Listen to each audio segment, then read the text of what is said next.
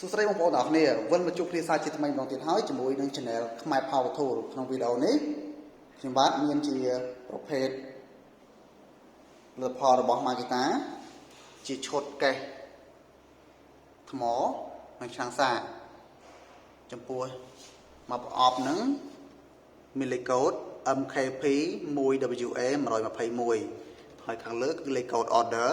197647.0 បាទប្រភេទថ្ម 12V ហើយកេះវាស្អាតមែនទែនកេះហ្នឹងគឺយូរដាក់ motor ដាក់ថ្មដាក់ទូលវីដាក់ជា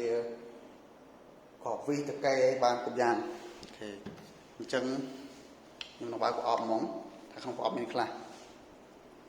ចាំតិចបងប្អូនចាំតិចអូខេឡើងលើបន្តិចខ្ញុំមានជាក្បាត់ Makita ក្បាត់នោះសម្រាប់កាត់ហើយនេះក៏លើមានមួយសងខាង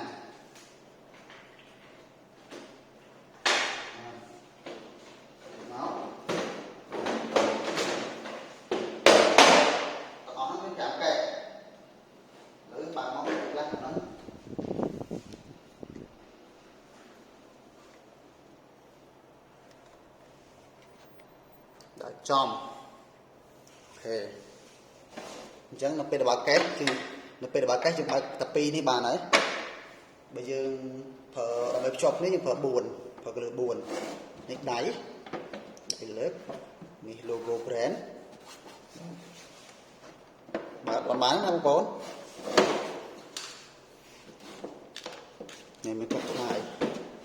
អូខេណានេះកាត់នេះសិន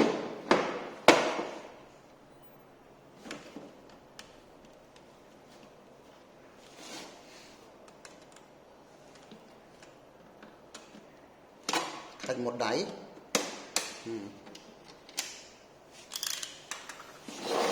បើកមកហើយត្រៀមមើលទាំងអស់គ្នាតែនMKP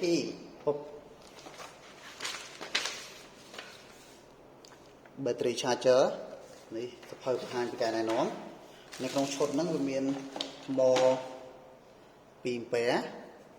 12V ហ្នឹងចំណុះ12កម្លាំង 12V ចំណុះ2 ampere 2កូន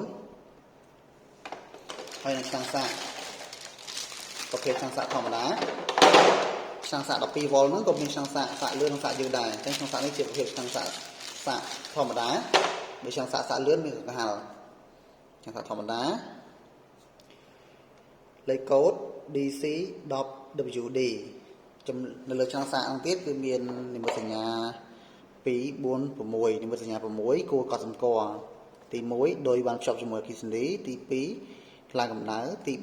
3ថាមពលថ្មក្រោម 50% ទី4ថាមពលថ្មលើស 75% ទី5ថ្មពេញទី6ថ្មខូចដោយបង្ហាញលើភ្លើងពណ៌ទៅនេះភ្លើងពណ៌មាន2ពណ៌មានពណ៌ក្រហមពណ៌បៃតងអញ្ចឹងនៅពេលដែលពណ៌បៃតងលើភ្លឺផ្លែតគឺបែបនេះភ្លឹបផ្លែតសញ្ញាពណ៌បៃតងហើយមានសញ្ញាអុចជុំវិញគឺភ្លឹបផ្លែតនៅពេលដែលមានសញ្ញាពណ៌បៃតងហើយអត់មានអុចជុំវិញនេះគឺភ្លឺជាប់ដូចគ្នាពណ៌ក្រហមនៅពេលដែលមានសញ្ញាអុចជុំវិញគឺពណ៌ក្រហមទៅនេះលោតភ្លឹបផ្លែតនៅពេលដែលភ្លើងបៃក្រហមទៅនេះលោតជាប់គឺបានថារូបរាងវាគឺបែបនេះអញ្ចឹងនៅខាងក្រោយហ្នឹងគឺមានប្រឡោះសម្រាប់ធ្ពក់ជាមួយនឹងតកែបាទដែលយើងភ្ជាប់មួយជាងបានហើយថ្ម 12V ចំណុះ2 ampere មានលេខកូដ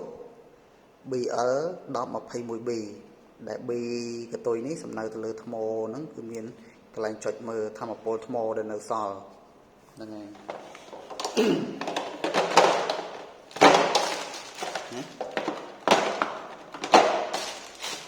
ឈុតអែមមែនតើ ទាំងអស់ហ្នឹងគឺដូចគ្នាចឹងបងប្អូនចំណាំលេខកូដ MKP1WA122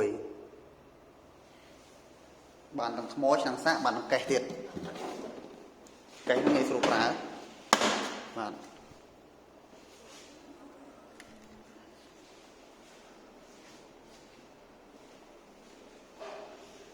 បាទអញ្ចឹង channel ខ្មែរ Tool មានប៉ុណ្្នឹងឯង